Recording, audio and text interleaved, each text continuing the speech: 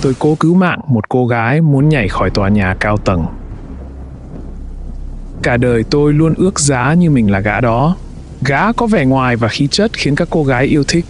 Cảm giác như tất cả bạn bè của tôi đều là người như thế, dù họ chẳng có tiền bạc hay thành công gì. Một người bạn của tôi từng là người vô gia cư ở Miami cho đến khi cậu ấy tự dưng có một bà chị nuôi. Bạn tin được không? Cậu ta thậm chí còn không đi tìm cô ấy. Vậy mà cô ấy lại tự tìm đến cậu ta. Cô ấy lại còn xinh nữa chứ. Tối nay, tại bữa tiệc trên sân thượng này, tôi chưa bao giờ nghĩ bản thân phải là gã đó hơn lúc này. Có một cô gái đứng trên mép mái nhà. Trông cô ấy như muốn nhảy xuống và chẳng một ai để tâm đến cô. Tôi gọi tên người bạn đi cùng. Oliver. Này Oliver. Oliver là gã đó. Cậu ấy có thể khiến cô ấy đi xuống.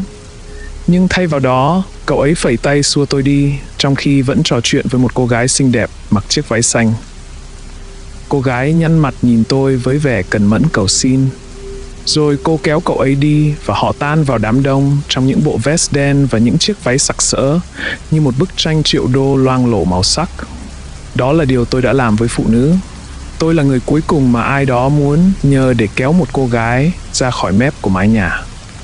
Tôi có lẽ chính là lý do khiến cô ấy bước thêm bước cuối cùng trong đời. Thế nhưng, tôi vẫn bước đi rụt rè về phía cô qua đám đông. Những người xung quanh đều trông thật ấn tượng với những bộ vest mới may vừa vặn cho đêm giao thừa và những bộ váy phải được khoe ra. Ai nấy đều nhấp từng ly rượu vang đến mức không thể lãng phí. Những gã đàn ông kia đều lờ tôi đi khi tôi nhờ họ giúp đỡ. Các cô gái không để ý đến những cái chạm vai hay lời xin thứ lỗi của tôi. Tôi biết tốt hơn không nên chạm vào ly rượu của họ để thu hút sự chú ý. Chỉ còn 2 phút nữa là đến giao thừa, rượu và những nụ hôn dần trở thành chuyện sống còn. Tôi đối mặt với cô gái đứng trên mép mái một mình. Tôi thở hổn hển và chìm trong cảm giác cô đơn mà chỉ có một cơn gió lạnh và việc bị bao quanh bởi những con người mà chẳng ai quan tâm đến mình mới có thể mang lại. Tôi nói với cô gái, cô thực sự không nên nhảy đâu. Cô ấy quay lại nhìn tôi. Tòa nhà cao chót vót phía sau chiếu ánh sáng xanh lên làn da cô. Một cơn gió mạnh thổi bay chiếc váy màu tím của cô sang bên trái. Chúng khá ngắn, hẳn là cô ấy phải lạnh lắm. Tôi cởi áo khoác của mình ra để đưa cho cô. Anh nói gì cơ? Cô nhắc lại. Giọng cô có một chút âm sắc, có lẽ là tiếng Anh. Cô thực sự không nên nhảy xuống đâu. Tôi hét lớn át cả gió. Cơn gió thổi cô bước lùi 2 bước về phía bên trái và tim tôi như nhảy dựng lên. May mắn thay, cô ấy giữ thăng bằng và mỉm cười khi làm như vậy. Nhưng khi ánh mắt chúng tôi gặp lại, niềm vui biến mất. Đừng hiểu lầm, cô ấy trông không hề khổ sở chút nào. Gương mặt cô mang một vẻ trống rỗng đến bình thản. Tôi đoán cô muốn tôi tiếp tục với bài diễn thuyết mà tôi định nói. Tôi không nói dối, tôi chưa nghĩ đến điều này từ đầu. Cuộc sống có thể tốt đẹp hơn mà. Tôi nói, điều đó khiến cô thất vọng. Vẻ trống rỗng biến mất, trông cô cứ như đang phải an ủi tôi. Như thể tôi là con cô ấy vậy. Không sao đâu, tôi đã đạt đến đỉnh cao của cuộc đời mình rồi. Tôi không muốn có con, bạn bè tôi đều đã kết hôn và lập gia đình. Tôi không có khát khao với tình yêu lãng mạn và tôi cũng đã thấy hết những thứ đáng thấy rồi. Và rồi, cô ấy phẩy tay, xua tôi đi như cách mà Oliver đã làm. Như những gì mà tất cả mọi người đã làm trong suốt cả buổi tiệc này. Nhưng lần này, tôi từ chối bị xua đi. Đối với tôi, điều này rất quan trọng. Tôi nhảy lên bục với cô để một cơn gió mạnh có thể chấm dứt sinh mạng của hai chúng tôi. Cẩn thận đấy, cô nói. Cô đã thấy hết những thứ đáng để thấy rồi sao? Cô chắc chứ hả? Tôi hét lớn át cả tiếng gió. Chắc rồi, cô nói một cách rõ ràng dù không hét lên. Vậy thì cô có thể chỉ tôi không? Cô nhìn tôi với vẻ đầy chán ghét và tôi cảm nhận được mọi sự tự ti tôi từng có ùa về trong khoảnh khắc đó. Tất cả những lần bị từ chối như nhân đôi lên. Rồi cô dò xét tôi bằng ánh mắt. Đôi mắt cô lướt từ trên xuống dưới cơ thể tôi, không vội vã, một cái nhìn dài, đầy mệt mỏi. Được thôi, cô nói như thể hơi thở cuối cùng thoát ra khỏi quả bóng bay. Cô nở một nụ cười thất vọng mà tôi không biết phải hiểu sao cho đúng. Được á? Tôi hỏi. Được khích lệ bởi cảm giác mình vừa cứu sống một mạng người. Được. Cô hét lên như một cơn bão và chạy đến, cuốn tôi vào một buổi khiêu vũ kỳ quặc. Chúng tôi xoay tròn. Tôi không thể kiểm soát cơ thể được nữa. Cô ôm tôi xoay vòng qua sân thượng cho đến khi chúng tôi chênh vênh trên mép mái. Lưng tôi đối diện với thành phố. Nếu tôi rơi xuống, tôi sẽ là một vết bẩn đang ăn mặc một cách lịch sự trên mặt đất. Tôi đấu tranh, sợ hãi vì độ cao 10 tầng và sức kéo của gió khiến số phận tôi ngày càng trở nên chắc chắn hơn. Tôi dồn mũi giày vào sàn vì gót chân đã không còn chỗ bám. Tôi nắm chặt hông cô để đẩy ra, nhưng điều đó không làm cô ngừng lại. Tôi đặt tay sâu vào hai bên người cô để có thêm điểm tựa, thêm áp lực và thêm cả đau đớn. Bất cứ điều gì để có thể đẩy cô ra và cứu cả hai chúng tôi. Cô không ngừng khiêu vũ. Tôi không thể ngăn cô lại. Tôi bị cuốn vào cơn bão mà cô tạo ra. Gió đã trở thành đồng minh của cô ấy. Nó xoay cùng cô. Bàn chân tôi rời khỏi mép mái nhà và chúng tôi rơi xuống từ tòa nhà. Chúng tôi xoay vòng trong không trung. Tôi không thở nổi. Mọi thứ trông thật huyền ảo, thật không công bằng. Chỉ còn 2 giây trước khi chết. Lồng ngực tôi phập phồng, nhanh đến mức tôi nghĩ là an toàn. Tôi hét lên cho đến khi cô ấy làm chậm thời gian hoặc không gian không rõ nữa. Thật không thể tin nổi. Chúng tôi lơ lửng trong không trung. Tất cả màu sắc va vào nhau tạo thành một thế giới trắng xóa, ngoại trừ cô gái. Chiếc váy tím rực rỡ của cô vẫn giữ nguyên trong thế giới trắng xóa này. Cô lại nhìn tôi bằng ánh mắt chết chóc. Anh có chắc là bản thân vẫn muốn sống chứ? Có cái giá phải trả đấy. Câu hỏi này thật kỳ lạ. Cô nói cứ như thể bác sĩ đang báo cho bệnh nhân biết họ bị ung thư một cách u ám. Chắc. Tôi không do dự. Tôi đáp xuống đất, bối rối. Mọi thứ đều vô lý. Tôi đã từng chết. Tôi đã chết và đang ở một nơi khác. Cú sốc khi tiếp đất đáng lẽ đã giết chết tôi. Bằng cách nào đó, tôi lại đang ngồi thụp xuống. Đầu gối của tôi đáng lẽ đã vỡ tung. Tôi đáng lẽ đã nằm sóng xoài, vỡ nát. Ánh sáng xanh từ những tòa nhà lẽ ra đã hòa lẫn với màu đỏ của nội tạng bên trong cơ thể tôi. Ánh sáng xanh phủ khắp đêm giao thừa đó. Nó thậm chí đã nhuộm bầu trời giữa đêm thành màu xanh. Nhưng ánh sáng ở nơi này không phải là màu xanh. Tôi đang ở một nơi lạnh lẽo, chật chội. Cơ thể tôi trần truồng. Tôi ngồi dưới đáy của 10 bậc thang bằng đá thô ráp, dẫn lên một cánh cửa gỗ duy nhất. Bóng đèn tỏa sáng quá cao trên đầu tôi và ánh sáng yếu ớt của nó là thứ duy nhất mang lại ánh sáng. Có một bát bánh mì bên phải tôi và một ít nước với màu nâu nhạt. Căn phòng không yên tĩnh chút nào. Những bức tường phát ra tiếng động. Lẹt xẹt, lẹt xẹt. Có thứ gì đó nhỏ giọt sau lưng tôi. Tôi cố gắng xoay lại để tìm hiểu thì nhận ra cổ mình bị xích, cả cổ tay cũng vậy. Nhưng cái xích ở cổ chặt hơn nhiều. Tôi chỉ có thể nhìn thẳng và lắng nghe âm thanh nhỏ giọt kỳ lạ cùng với tiếng lẹt xẹt đằng sau. Tôi mở miệng, lưỡi tôi bị tấn công bởi mùi hôi hám và ẩm mốc trong căn phòng này. Đâu đó trong bóng tối lờ mờ, có thứ gì đó đang lục lọi trong một chiếc hộp giấy. Là nạn nhân của gió hay là thứ gì đó đang di chuyển trong không gian ẩm ướt này? Cứu với! Tôi hét lên. Cứu tôi với! Cánh cửa mở, tiếng hét của tôi ngưng bặt và lời cầu nguyện đã được đáp lại. Một bàn chân béo ụ, trần trụi bước vào trước, mắt cá biến dạng. Lòng bàn chân cũng không còn. Những ngón chân trông như nấm nhỏ đang mọc trên chỗ sưng vù là chân của hắn. Rồi đến bàn chân còn lại cũng sưng phồng lên, và cả hai khiến căn phòng rung chuyển. Cổ tôi giật giật trong dây xích, lắc qua lại. Tôi giật mạnh xích để thoát ra trước khi người đàn ông mà tôi chưa thể nhìn rõ có thể giúp tôi. Hắn đáp lại tiếng kêu của tôi, nhưng tôi không nghĩ hắn đến đây để giúp đỡ. Càng lúc tôi càng thấy rõ hơn vóc dáng của hắn. Nhiều lớp mỡ tích tụ không tưởng ở bắp đùi đang lòi ra khỏi chiếc quần jean ngắn. Đùi của hắn cứ như luôn trong trạng thái đau đớn, trắng bệch ở một số chỗ và tím tái, đau đớn ở chỗ khác. Những chiếc mụn đỏ rải rác trên từng tấc da trên chân hắn một cách ngẫu nhiên. Hắn tăng tốc khi bước xuống những bậc thang đá đang rạn nứt, cứ như thể đang rất phấn khích. Hắn nhảy cẫng như đứa trẻ đang chơi nhảy lò cò cho đến khi hắn đến dưới đáy và tôi nhìn thấy toàn bộ vóc dáng của hắn. Ôi, tôi ước gì mình chưa từng gọi hắn. Hắn phải cao đến 2 mét. Sự hiện diện của hắn khiến tôi ý thức rõ về cơ thể mình. Tôi từng bị loại khỏi đội bóng rổ dự bị của trường vì thiếu chiều cao. Cánh tay của hắn to lớn, đồ sộ, biến dạng như 2 cái tổ ong bắp cải sống, quằn quại đầy u nhọt. Chiếc áo ba lỗ không thể che hết được hắn. Hắn mặc nó như một chiếc áo crop top của Kim Possible. Cổ tay tôi chảy máu. Tôi biết người này hay thứ này muốn làm hại tôi và tôi sẽ không để điều đó xảy ra. Tôi kéo xích hết sức nhưng không được. Tôi không thể phá vỡ chúng. Tôi muốn về nhà. Tôi thì thầm với chính mình và giật mạnh sợi xích. Tôi không có gì cả. Tôi không có gì để bảo vệ mình. Tôi sợ đến mất cả tự trọng. Tôi đổ mồ hôi nhiều đến mức có thể nếm được nó. Tôi chà sát cơ thể xuống sàn trong một nỗ lực vô vọng để lấy đà mà thoát thân, đến nỗi chân tôi chảy máu. Khuôn mặt hắn trông rất khó nhìn, quá nhiều vết trầy xước, rất nhiều vết trầy xước của con người. Một vết vẫn đang còn mới, máu nhỏ giọt xuống má trái của hắn. Hắn hói đầu, không có lông tóc, và mỉm cười nói, ước muốn của ngươi là mệnh lệnh của ta. Tôi há miệng định nói. Hắn túm lấy cổ tôi, bàn tay hắn quấn quanh cổ, và thứ duy nhất có thể phát ra chỉ là một làn hơi nhỏ vô nghĩa, yếu ớt. Hắn đặt tay còn lại lên đùi của tôi. Tay hắn gần như là chỉ toàn mỡ, xoắn vặn, và ngón tay như những khúc thịt, những khối u hay sâu bướm.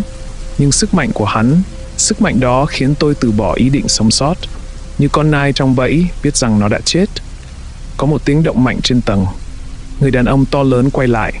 Nước bọt bay ra khỏi miệng hắn. Ở yên đó, hắn nói.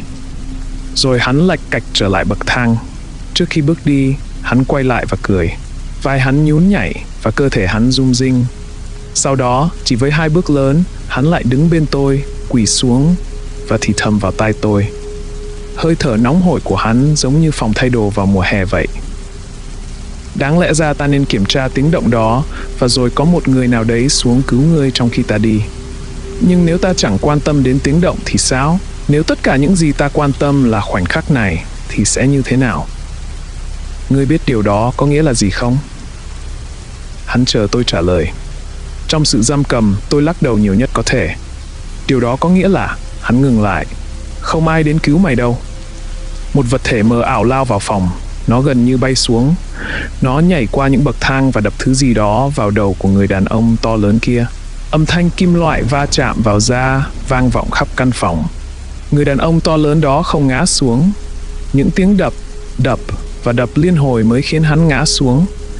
Cô gái từ trên mái nhà vẫn mặc chiếc váy tím là anh hùng của tôi hôm nay. Trong tích tắc, cô lấy chìa khóa từ người đàn ông và cắm chúng vào ổ khóa. Tôi có quá nhiều câu hỏi cho cô và muốn cảm ơn cô rất nhiều. Tôi chắc rằng tất cả những điều đó đã tuôn ra khỏi tôi. Cô không trả lời bất kỳ câu hỏi nào, chỉ đơn giản là nắm tay tôi và chúng tôi biến mất. Thực sự biến mất. Chúng tôi xuất hiện ở một nơi khác trong 3 giây. Chúng tôi đến một phòng thay đồ và lần đầu tiên kể từ khi cô cứu tôi mới nhận thức được mình đang trần truồng. Tôi che những phần nhạy cảm và dựa lưng vào tường.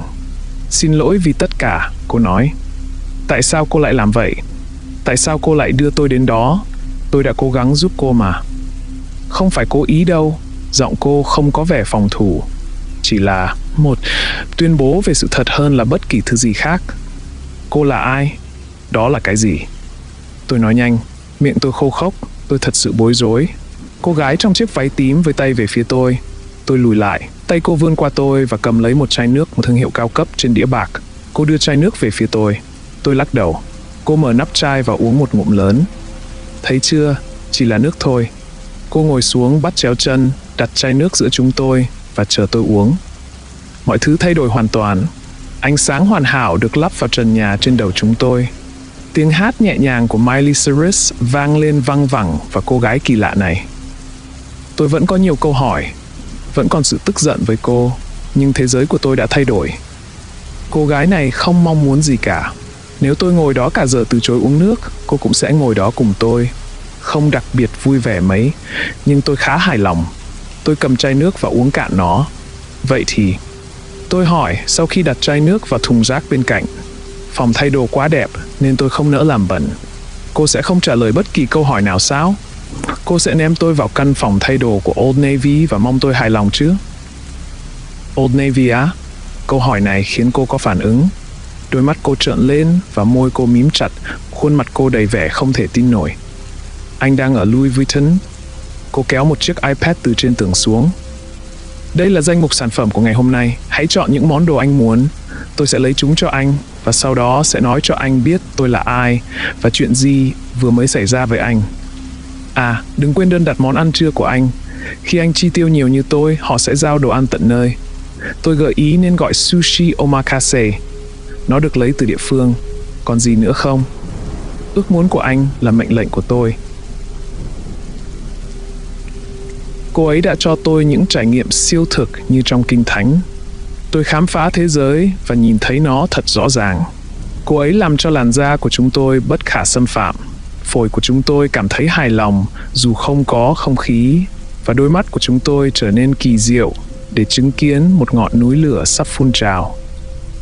Những sắc thái đỏ và cam mà bạn chưa bao giờ thấy đã bùng nổ và chảy xung quanh chúng tôi, và cô đã kể cho tôi biết cô là ai và cô là gì.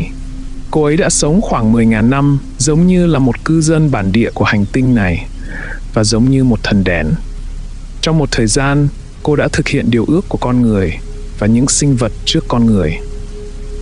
3 điều ước, cô đã làm rõ điều đó. Những truyền thuyết của chúng ta đã hiểu đúng về giới hạn 3 điều ước. Họ không hiểu cái giá của việc để trở thành một thần đèn. Cô gái tên là Jen, và theo cô ấy thần đèn và con người bị ràng buộc với nhau cho đến khi chết.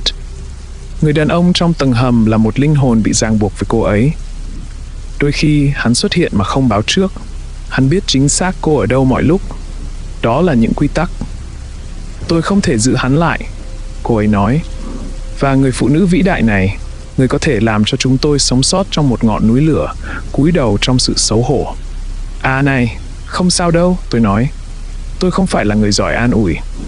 Tôi với tay ra lưng cô và xoa nhẹ theo vòng tròn nhỏ. Không phải lỗi của cô đúng không?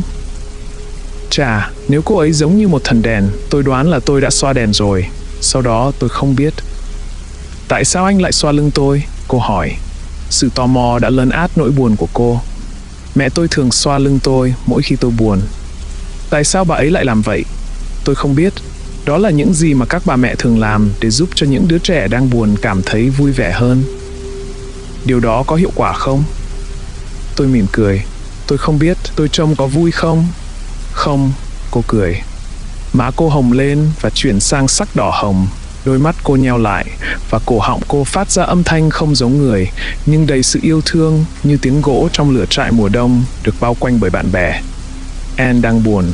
Có lẽ anh buồn hơn cả tôi, và tôi đã cố nhảy ra khỏi một tòa nhà. Được rồi, tôi không buồn đến mức đó đâu. Cô không ngừng cười, một cách kỳ lạ, nhưng dễ chịu. Anh đã cô đơn vào đêm giao thừa, cô nói giữa những tiếng cười. Trong một căn phòng đầy hàng trăm người, nhưng anh vẫn cô đơn vào đêm giao thừa. Có lẽ anh nên buồn. Những tiếng cười của cô bắt đầu làm tôi cảm thấy đau. Mỗi tiếng ha ha ha là một lời nhắc nhở rằng tôi không chỉ không phải là người đó, mà tôi không phải là bất kỳ ai. Tôi không có giá trị gì. Cho đến khi tôi nhận ra cô gái trước mặt tôi đang vui vẻ. Cô ấy, người không còn gì để sống sau 10.000 năm, đã tìm thấy niềm vui trong cuộc sống. Đó là điều đẹp đẽ và tôi đã giúp cô tạo ra vẻ đẹp đó, vì vậy tôi cũng cười. Này Jen, cô có muốn nghe thứ gì đó vui không? Có, hãy kể thêm nữa đi. Thật tuyệt vời. Điều đầu tiên tôi nghĩ khi thấy người lớn đến từ cầu thang là cảm ơn Chúa. Cuối cùng cũng có ai đó để hôn vào đêm giao thừa rồi. Cô ấy cười vang và chúng tôi cùng lăn lộn, cười đùa trong ngọn núi lửa. Nó không đúng chút nào. Thực ra lúc đó tôi sợ đến mức mất trí. Nhưng tôi vui vì điều đó khiến cô ấy cười. Khi cô ấy cười, tôi nhớ đến nhiệm vụ của mình. Nhiệm vụ đó không thay đổi từ đầu. Tôi phải làm cho cô gái này muốn sống. Tôi cảm thấy tiếc cho cô ấy, và tôi nghĩ tôi cũng phần nào đồng cảm với sự tuyệt vọng của cô ấy. Vì vậy, tôi cố gắng nhắc nhở cô về vẻ đẹp của cuộc sống. Không còn bị ràng buộc để thực hiện bất kỳ điều ước nào. Cô có thể làm bất cứ điều gì mình muốn. Tôi đề nghị chúng tôi sống ở Amazon, vô hình với loài người, và trở thành bạn, không phải là con mồi với động vật hoang dã. Chúng tôi được những bà mẹ khỉ gorilla tắm rửa, những con báo hoa mai ôm ấp, và chúng tôi yêu cầu những con chim hát cho chúng tôi nghe những bài hát hay nhất của chúng. Tôi biết phụ nữ thích hoa, nên mỗi ngày tôi tìm kiếm một loại hoa mới để tặng cô ấy. Khi tôi đưa hoa cho cô ấy, cô sẽ mỉm cười bằng đôi môi mà không phải bằng ánh mắt, một nụ cười lịch sự, tao nhã. Tôi cố gắng làm cho cô vui vẻ, nhưng không thành công. Một lần, khi tôi đã tặng cô mọi loài hoa mà tôi nghĩ là đẹp, tôi chuyển sang tặng những cái cây. Một trong những loại cây đó là dứa cảnh. Đó là một loại cây màu xanh sáng giữ nước trong những vòng nhỏ gần đỉnh của nó. Tôi đưa nó cho cô ấy. Cô cười, nét cười hiển thị rõ trên khuôn mặt. Cảm ơn, Nate. Cô nói và nhận cây từ tay tôi, đặt nó bên cạnh và ôm tôi thật chặt. Ôi, không có gì đâu, tôi nói. Tôi không biết là. Cô rời khỏi cái ôm và với tay vào cây. Không, cô với tay vào thứ gì đó bên trong cây. Cô rút ra một cái gì đó nhỏ và màu xanh từ đó. Tôi yêu ếch đến mức chết đi được. Cô nói và ôm chặt thứ đó vào mặt. Nó ôm lại. Tại sao cô không nói cô thích ếch thay vì hoa? Tôi hỏi. Cô ấy nhìn tôi bằng ánh mắt chết chóc mà cô thường làm. Tôi đã dần quen với điều đó. Tôi nói không sao và cô quay lại ôm chặt người bạn mới của mình. Sau khi chán ngấy khu rừng nhiệt đới, tôi hỏi cô có muốn đến đâu không? Cô nói không, vì vậy tôi đã đề nghị nên ở quanh những bộ óc sáng tạo vĩ đại nhất trong thời đại của chúng ta. Chúng tôi lơ lửng như những hồn ma và xem các nghệ sĩ đoạt giải Grammy tạo ra các album. Sau đó, chúng tôi đi dạo trong các rạp chiếu phim trống rỗng và cô tạo ra các kịch bản chưa từng thấy của những nhà viết kịch bản vĩ đại trên màn hình. Sau đó, chúng tôi đi vòng quanh thế giới để xem các công trình kiến trúc mà con người chưa từng thấy trong hàng nghìn năm. Tất cả đều tuyệt vời. Tôi yêu hành tinh này. Tôi yêu cuộc sống. Cuối cùng, tôi nói, vậy, Jen, cô cảm thấy thế nào rồi? Tốt, cũng vui đấy. Cô nhún vai. Con ếch ngủ trên đỉnh vành tai của cô và nụ cười làm sáng đôi mắt cô. Tôi đã làm được. Cô không còn muốn chết nữa. Vậy cô không muốn chết nữa sao? Không. Cô ấy ngạc nhiên. Đôi mắt cô nheo lại và cổ cô hơi rụt lại. Tại sao tôi phải sống? Được rồi, đến lúc diễn thuyết rồi, tôi nghĩ. Cô không nên chết vì có lý do để cô ở đây. Tôi nắm tay cô. Đáng lẽ ra cô nên ở đây. Nathan, làm ơn đừng nói vậy. Cô ấy lắc đầu. Gì chứ? Ý tôi là đúng vậy mà, chúng ta đều ở đây vì một mục đích, tôi khẳng định. Nathan, tôi xin anh đừng nói vậy nữa. Jen bắt đầu cau mày. Không, tôi thách thức, khuôn mặt đầy biểu cảm của đạo đức. Cô có mục đích. Đừng nói vậy. Cô không còn nhìn tôi bằng ánh mắt chết chóc. Cô giật tay lại. Cô tức giận. Đây là một ranh giới mà tôi đang vượt qua. Tuy nhiên nó cần phải được vượt qua vì điều đó là sự thật. Cô cần phải biết nó. Không, tôi đang nghiêm túc đấy. Tôi cười. Cảm giác như đang truyền đạo. Thật tốt. Đây là điều mà mọi người đều nên biết. Cô xứng đáng được sống. Cô ở đây vì một lý do. Cô đẩy tôi bằng một tay. Tôi lảo đảo lùi lại, bối rối. Jen không nhìn vào tôi. Mái tóc đen của cô buông xuống và làm cô trông giống như một hồn ma hoặc một con quái vật. Nhưng sự căng thẳng và thất vọng trong giọng nói của cô lại quá đỗi con người. Đừng nói với tôi như vậy. Cô ra lệnh và đẩy tôi thêm một lần nữa bằng một tay. Không, cô có lý do nên ở đây. Cô đáng lẽ phải ở đây chứ. Tôi hét lên với cô.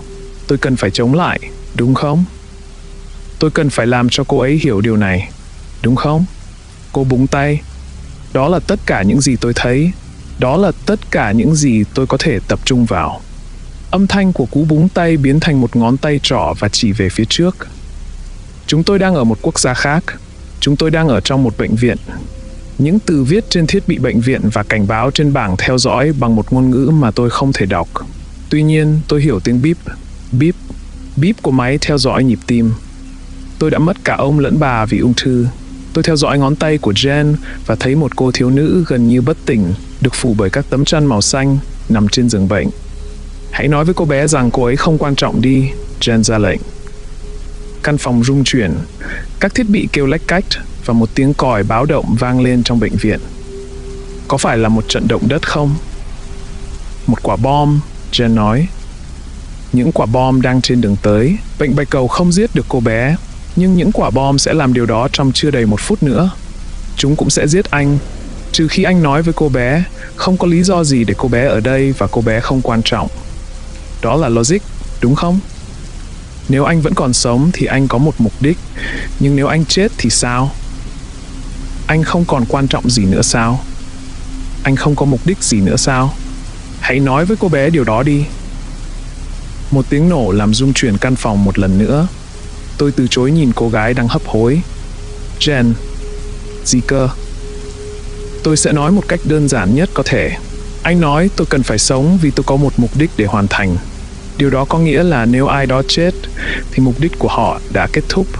Hãy nói với đứa trẻ đó rằng cái chết của nó là một phần của một ý chí hoặc kế hoạch lớn nào đó. Hãy nói với cô bé như vậy đi. Jen, tôi hiểu rồi, chúng ta hãy rời khỏi đây. Nói với con bé đi. Cô có thể ngăn cản điều này, đúng không? Cô có đủ sức mạnh mà. Tôi không có. Cô thắng rồi, chúng ta mau đi thôi. Anh thật đáng thương. Anh thậm chí không chịu nhìn cô bé. Hãy để tôi đi. Jen búng tay. Ai đó hét lên. Yamila? Vâng, ai đó đã hét lên Yamila. Nhanh lên, Jen thông báo giữa những tiếng thét bên ngoài phòng. Đó là mẹ của cô bé đang hét gọi tên nó. Chúng ta cần phải rời khỏi đây để bà ấy có thể nói lời tạm biệt. Tôi hoảng loạn, tôi khó đứng vững.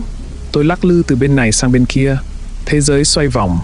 Nathan, bà ấy muốn gặp con gái trước khi nó ra đi. Nhanh lên. Cô có thể cứu tất cả bằng một cái búng tay. Tôi biết cô có thể mà. Ngay cả khi tôi làm vậy cũng không có ý nghĩa gì. Trẻ em chết trong bệnh viện mỗi ngày. Chúng không có mục đích sao? Chúng ta có nên đến thăm chúng không? Căn phòng rung chuyển. Tôi nghe thấy mẹ của cô gái loạng choạng và hét lên đầy nước mắt qua bệnh viện. Yamila, mẹ con bé hét lên. Nhìn thẳng vào mắt cô bé và nói đi. Jen ra lệnh. Không, cô sẽ không để cô bé chết. Anh thực sự tin tôi như vậy sao? Tôi không tin. Trời ơi, tôi không tin. Tôi tin rằng đôi mắt nâu trống rỗng đó có thể nhìn thấy làn da tôi rách nát, rồi sau đó lại đi chơi với những con ếch ở Amazon. Tôi sợ hãi đến phát điên. Nhìn vào cô bé đi, Jen ra lệnh. Tôi làm theo lời, và qua đôi mắt mờ mịt, tôi nói với cô gái, em không quan trọng. Jen búng tay. Tôi và Jen đã xuất hiện trong một căn hộ ở một nơi cảm giác giống như New York. Sự tĩnh lặng ở đây làm tôi cảm thấy sốc. Tôi không tin vào nó. Tôi vẫn có cảm giác những quả bom đang đến. Tôi biết chúng tôi đang ở cách xa hàng dặm và nhìn ra một thành phố ở Mỹ bình thường từ một căn hộ nào đó. Nhưng tôi chỉ biết rằng bom đang đến. Chúng phải đến. Thế nào là công bằng? Thế nào mới là công bằng đấy? Một cái gì đó đã vỡ vụn trong tôi. Anh là người tin vào điều đó. Tôi thì không. Đó không phải lỗi của tôi, Jen nói. Đôi mắt cô ấy khô khốc. Cô đã khiến tôi phải nói dối. Tôi lao vào cô ấy, cơn giận khiến từng cử động của tôi trở nên dữ dội. Tôi không tin vào điều đó. Cô đã khiến tôi nói dối. Đó là logic trong lời nói của anh. Cô ấy chế nhạo. Chúc mừng, cô và mọi học sinh trung học trong câu lạc bộ tranh luận có thể đánh bại tôi. Chúc mừng. Cô gái đó còn chưa vào trung học. Anh nghĩ cô ấy có thể đánh bại anh trong cuộc tranh luận không? Có thể đó là lý do. Tôi trách móc cô ấy. Chúng ta nói dối vì chúng ta phải làm vậy với những người chết. Tôi sẽ sống để tìm cách ngăn chặn những cái chết như thế, và cô cũng vậy. Cô nghe tôi nói không? Cô cũng sẽ như vậy trong suốt quãng đời còn lại của cô. Và khi tôi nói rằng cô đã xong việc, cô có thể nhảy xuống từ tòa nhà đó. Hiểu chưa? Có điều gì đó đã chiếm lấy tôi. Cơ thể tôi không còn thuộc về tôi nữa. Một thứ năng lượng nào đó đã chiếm lấy cánh tay tôi, và tôi đã vung tay đánh vào cô ấy. Tôi không đánh trúng cô ấy. Tôi thề với bạn rằng tôi không đánh trúng cô ấy. Cô ấy đã nhảy lùi lại, ngã xuống. Con ếch mà tôi đã quên mất đang nằm trên vai cô ấy rơi xuống, và tôi hy vọng nó không bị thương. Khi tiếp đất, cô ấy gục mặt xuống. Vâng, thưa chủ nhân, cô ấy nói, và khuôn mặt của cô ấy không ngước lên khỏi mặt đất. Cơn hưng cảm trong não tôi tan biến. Ôi ôi không. Tôi lùi lại. Nắm đấm của tôi đau nhức, dù tôi không đánh trúng thứ gì. Tôi sợ rằng cơ thể này không còn là của mình nữa. Jen, tôi rất xin lỗi, tôi nói. Và làm ơn đấy, đừng gọi tôi là chủ nhân. Cô ấy không đứng dậy. Cơ thể cô im lìm đến mức tôi tự hỏi liệu có phổi và máu đang chảy trong cơ thể không.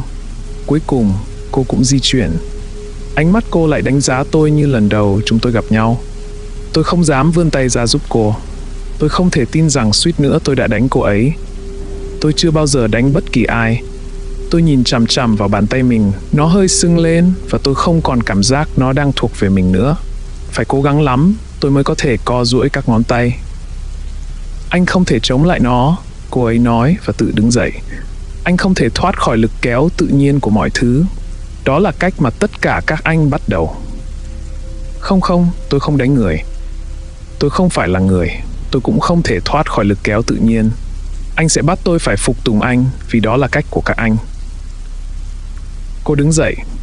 Đó là bản chất của các anh. Đó cũng là một trong những lý do mà tôi phải chết. Tôi lắp bắp. Mọi thứ có thể khác đi và trở nên tốt hơn mà. Hãy nói tôi biết cách để làm mọi thứ trở nên tốt đẹp hơn. Cô lại nhìn tôi từ trên xuống dưới. Cô đánh giá tôi và rồi ngồi sụp xuống sàn. Tôi đã quá mệt mỏi với câu mọi thứ có thể tốt đẹp hơn rồi.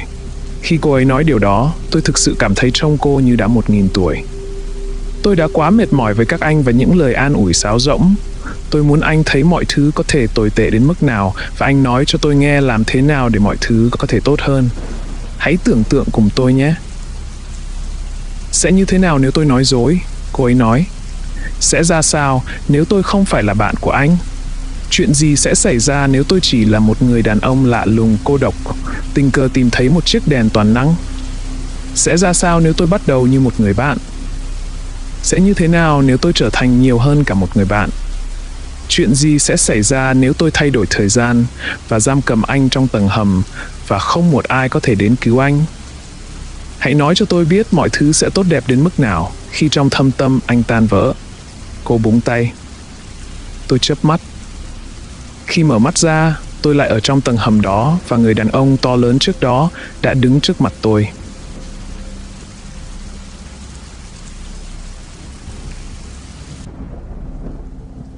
Gã đàn ông to lớn đứng trước mặt tôi. Hắn ta là một sự tương phản rõ rệt với Jen.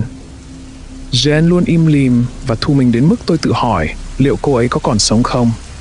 Gã đàn ông này, ngực hắn phập phồng với nhịp điệu nhanh đến đáng sợ như tiếng trống trận. Hắn ta run lên dữ dội và hơi thở dày đặc đến mức tôi gần như có thể nhìn thấy nó. Sức nóng trong phòng nhanh chóng khiến mồ hôi chảy dọc lưng tôi. Tôi sợ hãi, nhưng cơn thịnh nộ đã dẫm đạp lên nỗi sợ đó. Tôi đã cùng Jen đi khắp thế giới, cô ấy là bạn của tôi. Vì vậy, lần thứ 2 trong đời, tôi tung một cú đấm. Cú đấm của tôi tông thẳng vào hàm dưới của hắn, khớp ngón tay tôi sượt qua đôi môi dày ướt. Tôi chờ đợi hắn ta ngẩng đầu lên, chờ đợi ánh mắt của hắn. Tôi muốn trận chiến này công bằng. Tôi đánh thêm một cú nữa. Cảm giác nắm đấm va vào gò má của hắn dẻo như thạch. À không, giống như bánh pudding hơn. Máu đỏ sẫm phun ra từ miệng hắn, nhưng tôi chưa dừng lại. Jen, em có đang nhìn thấy không? Tôi hét lên, tôi thúc đầu gối vào bụng hắn. Hắn ta giống lên. Tôi mỉm cười. Nếu em muốn có lý do để sống, tôi sẽ cho em. Tôi hiểu những gì hắn đã làm với em là sai, nhưng đây là cách em giải quyết nó. Em phải đối mặt với nỗi sợ của mình. Tôi hét lên và giơ tay lên để đấm một cú trời giáng vào phía sau cổ hắn ta, để làm hắn tê liệt mãi mãi. Em phải đối mặt với nỗi sợ hãi và nghiền nát nó như một con bọ. Bàn tay của gã đàn ông to lớn đập vào hàm tôi. Nó hất tôi văng ngược ra. Tôi ngã mạnh xuống sàn. Hắn ta lập tức nhảy lên người tôi. Hắn mặc kệ tôi vùng vẫy. Máu chảy ra từ đôi môi mỏng hé cười đáng sợ của hắn, và đôi vai hắn ta rung lên giật giật trong tiếng cười. Tôi biết mình chẳng thể làm được gì nữa để đẩy hắn ra. Nắm đấm của hắn đập mạnh vào mặt tôi. Mặt mũi tôi tối sầm lại, rồi lại đỏ quạch ra. Quá nhiều máu, nhiều hơn rất nhiều so với máu chảy ra từ người hắn ta. Hắn đang đùa giỡn với tôi. Thế là kết thúc rồi. Hắn ta chọc, thúc và mân mê cơ thể tôi bằng những ngón tay của mình, như thể tôi là một thứ đồ vật chứ không phải con người. Tôi rên rỉ. Dĩ nhiên là hắn thích điều đó. Hắn cười một cách đểu cáng và máu cùng với mồ hôi tanh tưởi của hắn nhỏ giọt lên mặt tôi. Tôi không bao giờ có thể đánh bại gã quái vật này. Tôi khóc. Không còn lý do gì để kìm nén bất kỳ cảm xúc nào nữa. Hắn điều chỉnh khối lượng khổng lồ của mình trên người tôi và tôi thở hổn hển dưới hình thức trừng phạt này. Hắn muốn kéo dài thời gian để tôi phải chịu đựng sự tra tấn này. Nó thật không công bằng. Và tôi lại cảm nhận được một cảm giác đáng sợ chạy dọc sống lưng. Tôi không thể biết được hắn muốn làm gì với tôi. Ăn thịt tôi, tra tấn tôi, hay làm điều gì đó tồi tệ hơn nữa. Hắn lại thay đổi trọng lượng và đè nát lồng ngực tôi. Tiếng thở hổn hển cắt ngang dòng nước mắt đang tuôn trào của tôi. Tại sao tôi lại nghĩ mình có thể đánh bại hắn? Tôi không phải là kiểu người đó. Hắn đặt một bàn tay to béo lên cổ tôi và siết chặt. Mày có biết tại sao cô ấy gửi mày đến chỗ tao không? Gã đàn ông to lớn hỏi. Cú siết của hắn mạnh đến nỗi tôi nghẹt thở cả trong suy nghĩ. Vì vậy, tôi không đáp lại. Vì đó là bản chất của cô ấy. Đó là con người cô ấy. Chúng ta đã làm tổn thương cô ấy. Cô ấy mang mày đến cho tao và tao làm tổn thương mày. Vì tao là kẻ tồi tệ nhất trong chúng ta. Tao là kẻ đã làm bất cứ điều gì mình muốn. Chúng ta đã du hành qua các vì sao và những thế giới ngoài kia và không có thú vui nào bị từ chối. Và đây là những gì mày nhận được khi điều đó xảy ra. Cô ấy không nói cho mày biết vai trò của mình trong tất cả chuyện này, đúng không? Cô ấy không nói cho mày biết cô ấy đã làm gì với chúng ta. Cô ấy biến chúng ta thành thế này. Tất cả những gì mày đang thấy ở tao là kết quả của việc được làm mọi thứ mình muốn trong suốt 200 năm. Sự đói khát thuần túy. Và tôi đã hiểu. Tôi hiểu cô ấy là gì và tôi ghét cô ấy vì điều đó. Nhưng tôi ghét hắn ta hơn bởi vì tôi thấy hắn ta thật thảm hại. Đó là tất cả ư? Hắn được ban cho mọi thứ mình muốn và hắn ngốn ngấu như một con lợn tự sát. Thế giới nằm trong tay hắn, nhưng hắn chọn đặt nó lên đĩa để phục vụ cho cái miệng tham lam của mình thay vì nuôi sống người đói khổ. Hắn nắm giữ thế giới và thay vì giúp đỡ nó, hắn lại tàn phá nó. Hắn chỉ quan tâm đến cơn đói và dục vọng của mình rồi đòi hỏi được thương hại. Miệng của hắn quá cao để tôi có thể chạm tới, nhưng bộ phận sinh dục của hắn thì nằm ngay trên ngực tôi, và với một quyết tâm mới, tôi đấm mạnh vào đó. Hắn ta đau đớn và ôm lấy chúng. Cơ thể biến dạng của hắn lăn ra khỏi người tôi, và tôi nhận ra sai lầm của mình. Tôi đã cố gắng chiến đấu với thứ này như một con người. Một thứ chỉ nhìn thấy sự tàn ác của thế giới và chỉ nghĩ đến bữa ăn tiếp theo.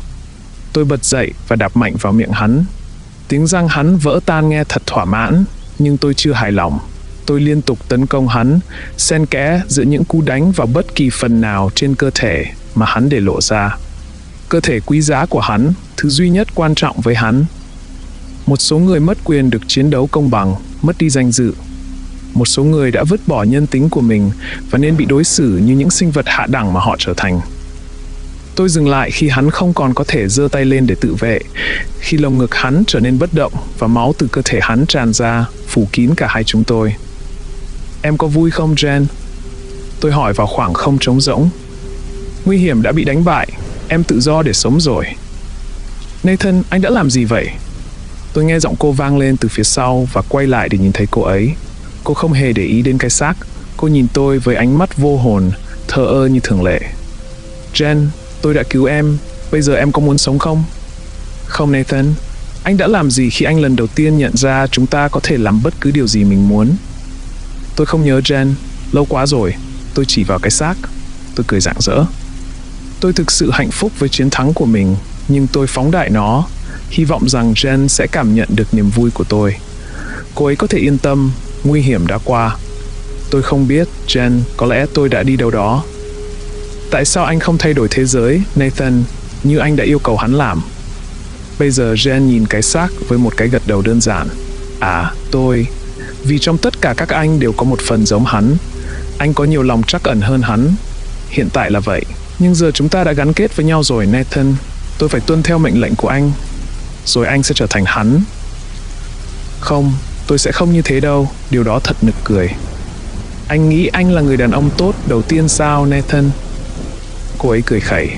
Nụ cười của tôi biến mất. Cổ họng tôi như bị nghẹn lại. Đàn ông tốt, cô ấy cười khinh bỉ. Phụ nữ tốt, thật dễ dàng để trở thành người tốt khi anh không có quyền lực trong tay.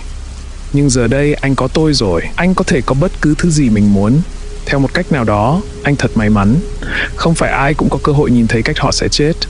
Hãy nhìn đi, Nathan, vì trong 1 hoặc 2 thế kỷ nữa, đó sẽ là anh. Tôi nhìn vào sự kinh tởm của hắn, vào sự nhơ bẩn của hắn, vào sự mất nhân tính của hắn, và tôi biết điều đó là tất yếu nhưng không quá xa vời. Tôi thấy cơ thể hắn thực chất là gì? Nó có thực sự lớn như vậy không? Lớn đến mức phi nhân tính? Không, tôi có thể trở thành như thế nếu tất cả những gì tôi biết chỉ là dục vọng và đói khát trong cả một thế kỷ. Đúng, đó có thể là tôi. Cơ thể tôi run rẩy trước số phận của mình. Máu ấm của hắn nhỏ giọt xuống tay tôi. Bao lâu nữa tôi sẽ trở thành như hắn và bị nghiền nát bởi một kẻ háo thắng tự cho mình là đúng? Chuyện này luôn xảy ra sao? Tôi hỏi. Đúng, cô ấy trả lời. Lại một lần nữa, cô ấy tỏ vẻ chán chường. Đó là con người. Vậy thì tôi cần phải vượt qua con người. Anh là chính mình. Không, nếu đó là những gì có nghĩa là con người, thì tôi yêu cầu kết nối với một thứ gì đó vĩ đại hơn. Cô ấy im lặng, điều đó cũng không sao. Một ý tưởng đang hình thành. Tôi có quyền lực đối với cô ấy. Tôi sẽ sử dụng nó. Jen, em là gì? Một thứ gì đó như kiểu... Không cụ thể là gì. Tên loài của em là Jen Janeway.